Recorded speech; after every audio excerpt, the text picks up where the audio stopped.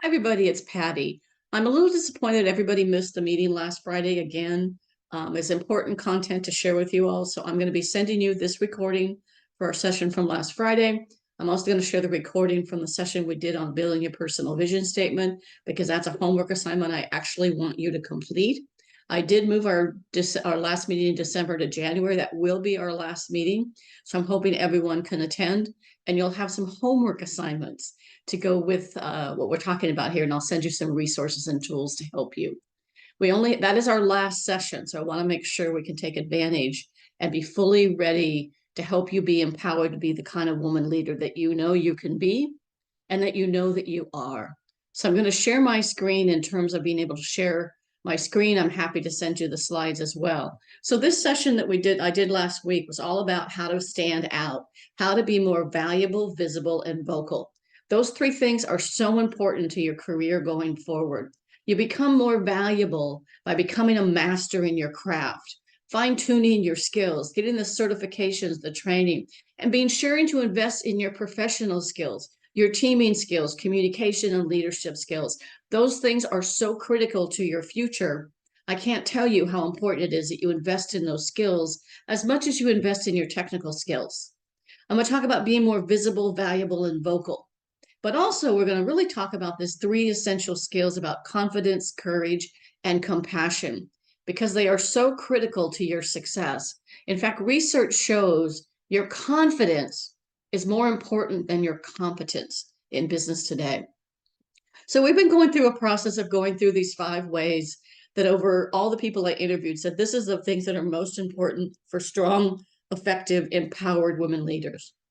The first time we talked about being strong, about the DISC profile and being able to understand your DNA and how you're hardwired, your modus operandi or your MO. Those are your natural strengths and talents and the things that make you who you are so you can be your best self. So that's going to help you in terms of staying productive, keeping your stress down, and making sure you focus on those strength zones. Last time we talked about standing up and living with vision and intention. If you don't have a vision statement to keep you on course, it's very easy to get off course and wake up one day in 5, 10, 15, 20 years and say, how did I get here? I didn't have an intention. I didn't have a course mapped out. And most importantly, I didn't have a vision. This time we're going to talk about standing out, being more valuable, visible, and vocal through establishing your confidence, courage, and compassion. The last session on January, we sort of review everything, and we'll talk a little bit about putting yourself first and paying it forward so we can all leave the world a better place. Now, before we get into the content for today, for this session, I want to focus on a couple things, and I want you to pause the video after I walk through this and actually write this out. Think about your greatest accomplishment or accomplishments, the things you've done in your career, the things you're very, very proud of doing as a woman leader. And there's a couple of reasons for doing this.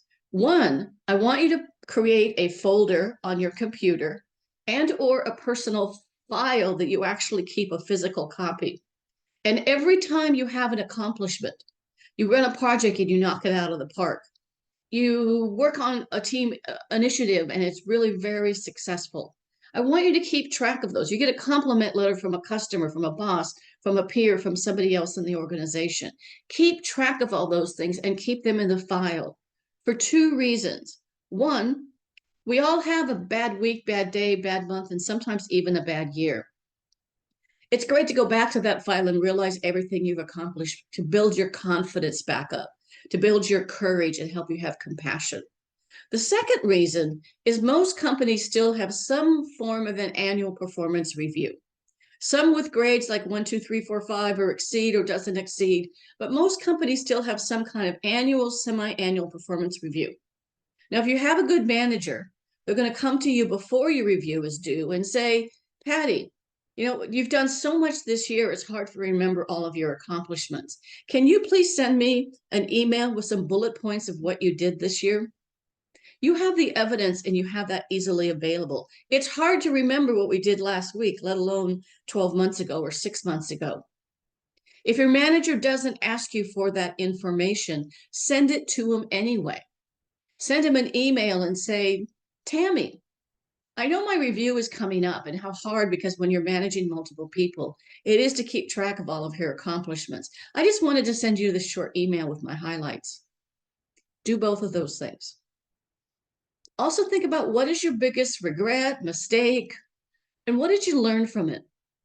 And I want to share with you something I learned from a friend of mine, Colonel Deb Lewis, who I interviewed as part of my book. Her insights were incredible, and I'll probably mention her several times in this video. So Colonel Deb Lewis was one of the first women to attend and graduate West Point, the traditional U.S. Army Academy that only men went to for hundreds of years. Deb was in that first class. She thrived and she graduated and went on to have a 30-year career. Deb taught me the power of an after-action review, something that the military uses after every operation. And I encourage you to use it after every team project you work on, and even after something happens, whether it be good or bad. And I'll give you two examples. So say something didn't go well. You presented in a meeting, you weren't prepared. Oh my gosh, there was a typo on your slides. Somebody asked you a question you weren't prepared for. So what happened? Why did it happen? You didn't prepare for those potential questions, or didn't think of having somebody double check your slides for typos. What did you learn? I learned to take the time to prepare and think about those questions I might get, so I'm ready for them. And most importantly, what would you do next time to create a different or better result? Now, something that's very, very important for everybody, not just women, everybody in today's world, including your children and the people you manage, is building our resiliency and our emotional agility and the ability to have grit. So emotional agility was a concept by a woman named Dr. Susan David. I encourage you to go find the YouTube video of Dr. Susan David talking about embracing change and having emotional agility. Emotional agility is the ability to see the world and all of your experiences with your eyes wide open, seeing every experience that happens to you, good, bad, and ugly, in full light, and not being able to rush to positivity too quickly, but so you don't learn from it. So it's all about learning what you did that gives you the agility to bounce back next time faster. Resiliency is that ability to bounce back from setbacks. The ability to, in many cases, there's an old saying that says, it's not how far you fall that counts. It's how high you bounce back that matters. So you got to create that resiliency. And then grit is the ability to work through really tough times so you can get to the other side and learn from it. Now, if something goes well, you could also use this after action review. If you're on a team project that went really well, do yourself and your team members a favor and get together and says, what happened? Why were we both successful? What did we learn from it? And what do we want to do again to achieve the same or better result? That also builds your agility, your emotional agility, your resiliency, and your grit. So in many cases, what I want you to do and think about is, how do you build that into your everyday thinking? How do you build that into what you do to create that confidence, that courage, and compassion that is so essential for women today and so essential for everyone? And I want you to think about, how does increasing these three critical skills help you? Well, one of the ways it helps you is you have the ability to become a strong, confident, empowered woman leader. So you say, yes, I can. Regardless of the barriers and things that are thrown in your way, the glass ceiling and the broken rungs, you have the ability to achieve your dreams and get to your dream job. It helps you develop unstoppable confidence. So no one can stop you from doing what you know you can do. It helps you communicate more effectively, because when you have confidence, courage, and compassion, you're communicating in a much more empathetic and positive way. It gives you the courage to speak up, to stand up in that meeting and ask a question, or to be the one that says, this is what I think we should do. It helps you stand out from the crowd.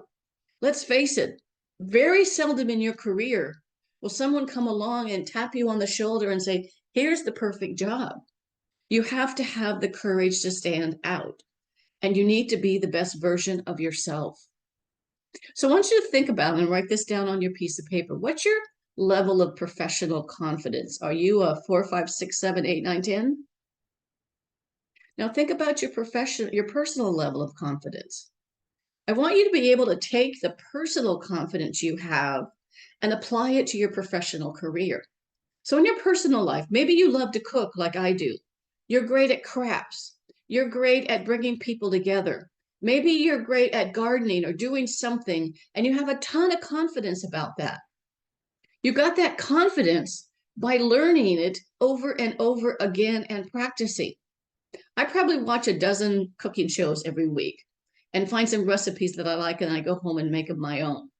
But having that personal confidence, apply that to your professional life and do the same kind of things. Become a master of your craft. Become best at what you do. Prepare for every meeting and think about how you could be the best person you could be. Now, one of the reasons confidence is so important is many women suffer from imposter syndrome. So I'm going to spend a few minutes on that. And in my research, I had the epiphany one day. I thought, well, where does imposter syndrome come from? And I came up with this idea that it comes from what I call the good girl syndrome. So from little time, we're little girls. We're people pleasers. We're told to fit in the crowd, like don't say anything unless you have something nice to say. Play well with others. Little girls are sugar and spice and everything nice. But there's also this messaging we hear from those around us, parents, teachers, people in our community, our bosses, our peers. Be the good girl. Get the good grades. Go to the good school or university. Pick the good major. Find the good significant other. Get the good job. Be the good mother. Be the good wife. Be the good boss. Be the good peer. Be the perfect housewife and have the most perfect, cleanest house on the block. All of that good girl syndrome turns into perfectionism that I'll talk about in just a second, and imposter syndrome, where little boys don't seem to have that same programming. And I'm going to use kind of a funny example of my sister and her kids. So my niece Tatum plays soccer. Before she goes to play soccer, she has to have the perfect little ribbons in her hair, be dressed perfectly in the clean uniform, have the perfect water bottle, and be perfect. She falls down on the field and everybody yells, Tatum, are you okay? My nephew, JT, he's lucky he makes it to the soccer field with two socks that match. He probably didn't brush his hair. He may have not even brushed his teeth. And it doesn't matter what he looks like. He may even have his t-shirt, his uniform on backwards. And it doesn't seem to bother people that he's not perfect. He's not the good boy. He falls down on the field. Everybody yells, JT, get up. I encourage you. I don't want you to harm your children in any way. But if you're involved with kids, I want to encourage us to let them fall once in a while and let them learn from it and help them get up again. That perfectionism, that little good girl syndrome, turns into perfectionism. Perfectionism turns into imposter syndrome. So perfectionism is defined as a personality trait of someone, women more than men, with extremely high performance expectations. I have to be the perfect wife. I have to be the perfect a housekeeper. I have to be the perfect good team mom, soccer mom, PTA president. I have to be the perfect person, and I have overly high expectations for myself. That's combined with being overly self-critical when I'm not perfect and caring too much about what other people think. Now, a small confession, I used to work at Mattel one time in my career, and I actually worked on the Barbie team. Nobody is perfect. You could pick someone that you admire that you think is perfect. And if it's a girl or a woman, I'm going to tell you there's probably a little girl in there saying, I'm not good enough. I'm trying to please everybody. When you try to please everybody, you please no one, including yourself. So be careful of perfectionism. Don't strive for perfectionism, strive for excellence. When something goes wrong, do the after action review or simply learn to sing the song from that movie Frozen and that song we all hated because I played it 1,000 times a day on the radio, Let It Go. But learn from it.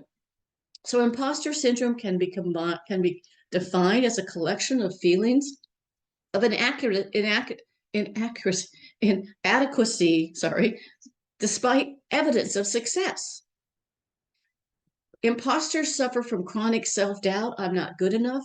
I'm not smart enough. I don't have enough skills. I don't have enough experience. I don't have enough certifications behind my letters or letters behind my name. Even though the evidence shows that you are successful and there is proof of your competence. I'll use the example of the first day as I walked into the headquarters of Singapore in Suntec City. And I remember in the elevator thinking, oh my gosh, they made such a mistake. I'm not ready for this. I should have given myself another year in my old role before I tried for this. I should have gone after my PhD that I never did. That's probably one of my biggest regrets, that I didn't get those 3 letters after my name. As I got through life and through experiences, I realized I didn't need a PhD after my name to be competent, to be confident, and have compassion. I needed to be me. I needed to be who I was. And thank goodness for my boss, my mentor, my peer, my good friend, Oliver Roll, who was a British gentleman who was my manager when I went to Singapore. And I was trying to fit in like everybody else. So I would go to all these meetings and I'd try and fit in. And after one of the meetings, he called me into his office. He says, "What are you doing?" I said, "Excuse me?" He says, "What are you doing?" I said, "I'm trying to fit in." Thank goodness for Oliver. What he said is, "I didn't hire you to fit in. I hired you to be you. Knock it off. Just be yourself." So when we're in imposter syndrome blame, our confidence is very low because we don't think we're good enough. We think we're a fake. We think things like, I'm not smart enough. I'm not ready for this. No one should listen to me. So we will say things in meetings like, well, this might be a dumb idea, but here's what I think. Knock it off. Stop saying that. Say things like, well, based on my experience, here's what I think we should do. Speak with confidence. And we'll talk a lot more about that. And sometimes you feel like I did that day, I don't belong here. I'm not ready. These people are smarter and better than me. But you want to convert that over to self-compassion. So you're not a fake. It's just new to you. I didn't make a mistake. I'm still learning. My opinions are valuable, so state it with confidence. Here's what I think based on my experience, or here's what I've heard from the field. And sometimes saying I haven't established my own tribe. In those early meetings, I hadn't established my tribe yet. And yet, by the time I left Singapore, I had some of the best friends from the UK, from Germany, from France, from Australia, New Zealand, Singapore, China, Thailand, all over the world. And I still keep in contact with probably 90% of those people almost 20 years later. I still consider them part of my tribe. They're still there to support me. So when we talk about confidence, there's sort of always this debate about whether it's nature, something we're born with, like your personal preferences and your style, or it's nurture. And it's really a little bit of both. Nature says, as a eagle peacock, naturally, I'm more direct. In many cases, I'm more task focused. I tend to speak up quickly in meetings and always throw out my ideas. I literally have to pick up my pen and write something down so I'm not the first one to speak, or meter myself and notice every time they ask the question, I'm the first one to answer. I have to force myself to pause and stop doing that. That's my nature. You might be more on the introvert side, or maybe you're not the first person to speak up because you need time to think and information. Remember, introversion and extroversion has nothing to do with your personality. What you see in extroverts is the outward bravado, the assertiveness, the throwing out ideas. What you see in the introvert is someone who's maybe appears to be more quiet, but they need time to think and they need to re-energize before they can throw out those ideas. Both are extremely valuable, and we probably would do the world a justice if some of the extroverts would be quiet a little bit longer to allow the introverts to be heard. So confidence shows in your body language and your state of mind. Research shows when you meet someone They make an impression of you in 3 to 5 seconds. 82% of that perception of you in those 3 to 5 seconds is what they see. It's the confidence. Do you walk into the meetings and shake hands and introduce yourself? Do you take a seat at the center of the table? Do you sit in the front of the room at some of the bigger meetings and be willing to stand up and ask some questions? Are you someone that shows confidence in your body language? Because that's where it happens to show first. But also the other thing that's interesting is that Stanford did a research study. They found that a woman that had confident and was assertive, not necessarily extroverted, but confident and assertive in how they present themselves, combined with empathy, earn more respect and advance faster. It also shows in the body language. It's how you stand, it's how you sit, and it shows in height and space. So if you're on a lot of Zoom meetings, do yourself a favor, turn your camera on. You only have to dress nice from the top up. I'm sitting here in my yoga pants and my bunny slippers. But people, what they see is me. I went out and spent a few bucks on some inexpensive necklaces at some place like JT Penney's, TJ Maxx, some of these different kinds of stores, Kohl's, whatever, some inexpensive necklaces so it brings focus to my face. I make sure in every Zoom meeting, my camera angle is the same as everybody else. I'm not this little teeny image that nobody can see and I can't get heard. I make sure and speak up in the chat box, raise my hand on the Zoom meeting, or even speak up and ask some questions. So that really is important. And the hands tell a story. This shows empathy. Remember, power and empathy means that you earn more respect and you advance faster and you avoid being labeled as bossy or the B word that starts with itchy. So you can use power poses, the typical Wonder Woman pose of hands on your hips, shoulders distance apart, ears over your shoulders, looking forward, not looking down. This makes you extremely small. If it's a physical meeting, many times women will walk into the room and they'll take a seat at the back of the room if there's rows of tables, or they'll take a seat on the chairs outside the main, maybe conference table in the middle of the room. Take a seat at the table. If someone says to you, oh, those seats are for speakers, say, oh, I'm sorry, I didn't know, and then take the closest seat to the front of the table. Research says you don't get heard if you're on the sidelines. If you're in a big meeting, take a seat in the front, 1 or 2 rows, so you also are visible and you can be seen. So how you stand, how you shake hands make a difference. Do you look at someone, shake their hand and say, my name is Patty Grimm, it's nice to meet you. What's your name? And it's about how you hold yourself and how you hold that body. That mindset is that visible, valuable vocal, and your confidence, having the confidence that you know you can do things that you haven't done before.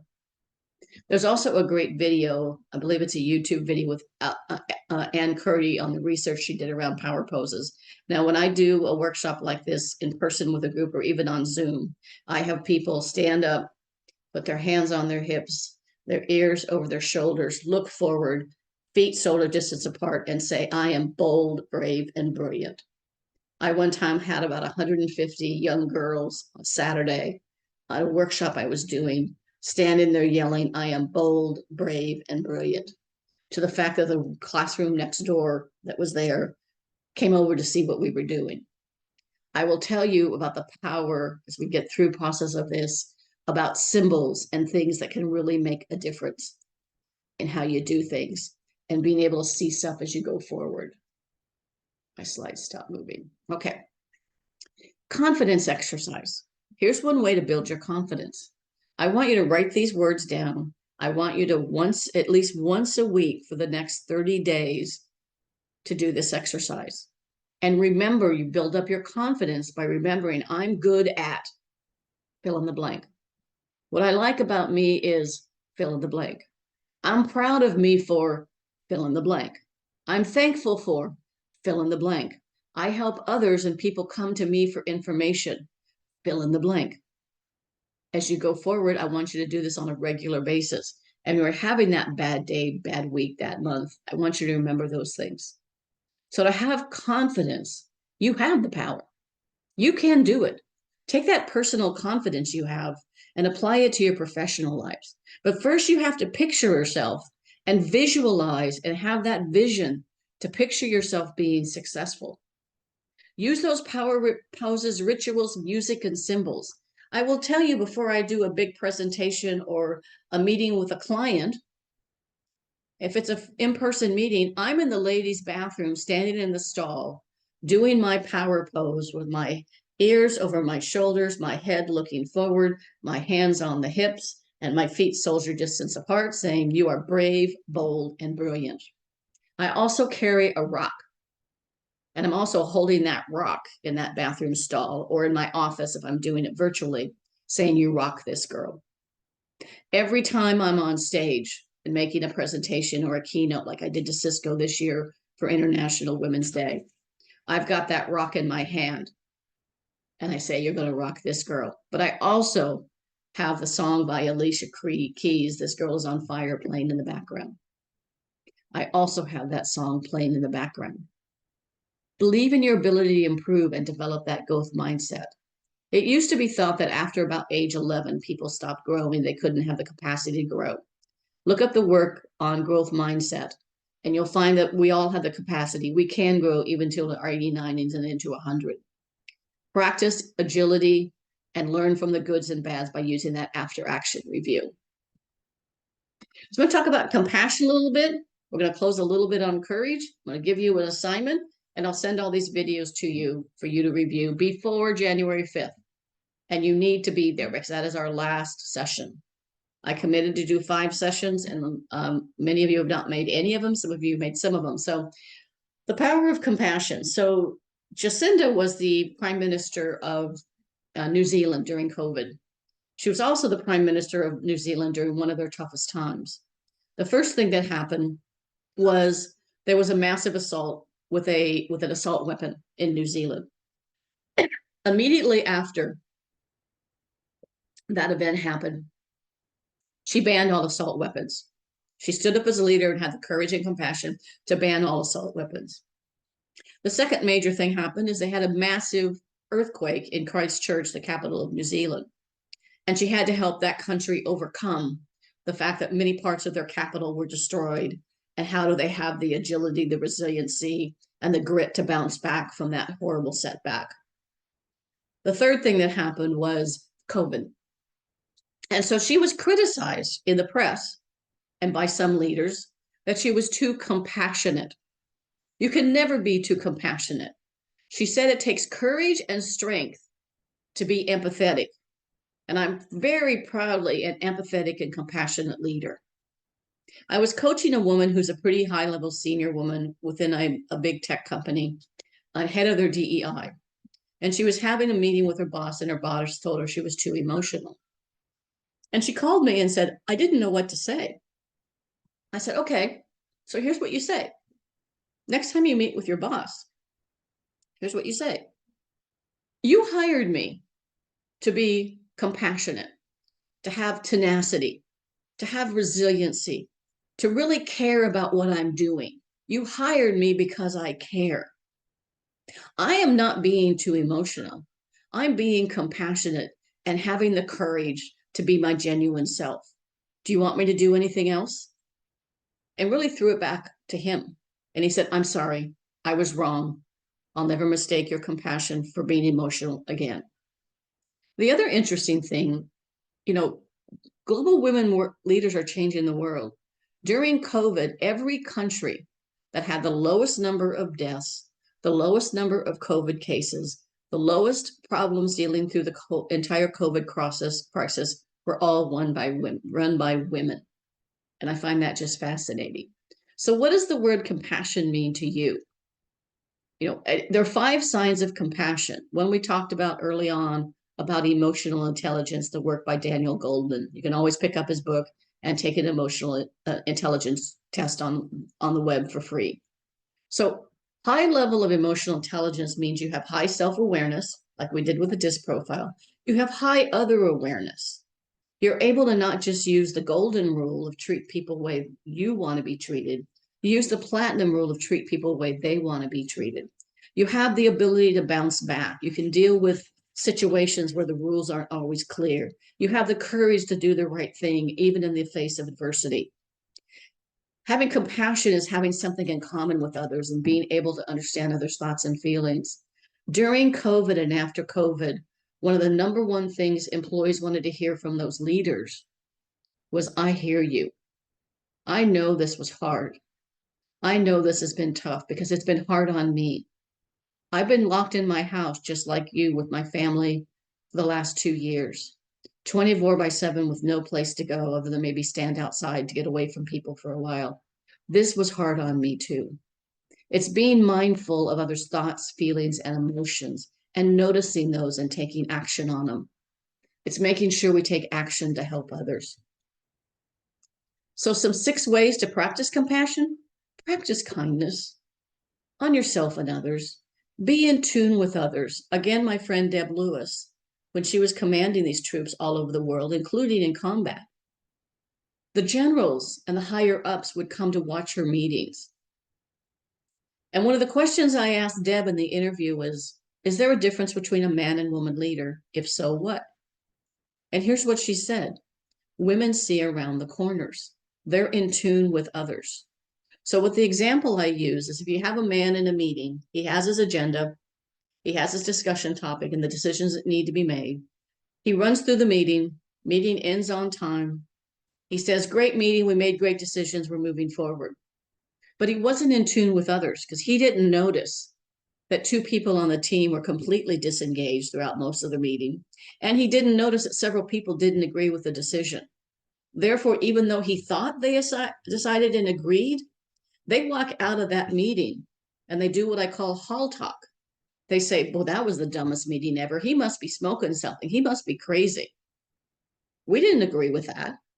Help and support others. Show respect and gratitude. Simple things like, thank you for staying late last night, or thank you for putting all the extra effort in. Be happy for others' success. As women, we need to collaborate and not compete.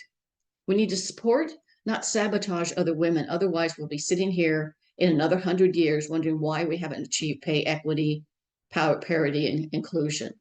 Learn to forgive yourself and others, but don't apologize to others. Don't constantly say, I'm sorry. Compassion and connection is about hearing and valuing others. I define connection, according to Brene Brown, as that energy that exists between people when they feel seen, heard, and valued. When they can give and receive without judgment. When they can derive substance and strength from the relationship. I say everybody has magic. We need to encourage our people to bring their magic to work every day. Courage is not the absence of fear. Courage is the acquired ability to work through fear to achieve the reward. Now, all of us at some point in our life were small babies and we learned to crawl. Eventually we learned to walk, but how many times did we walk through the fear of falling and get up again and try again until we learned how to walk? The same thing with learning how to ride a bike. How many times did you fall down, scrape your knees, your head, your elbows, fall down until you learned how to pedal just the right speed and keep your balance to keep the bike going from forward? Everything we learn through experience. Sometimes things working, sometimes things not working. And we need to have the courage to work through that. So maybe what are the negative thoughts that are holding you back, your self-limiting beliefs? In the back of your mind, do you sometimes think, I'm just not good enough. I'm just not ready. Others are better than me.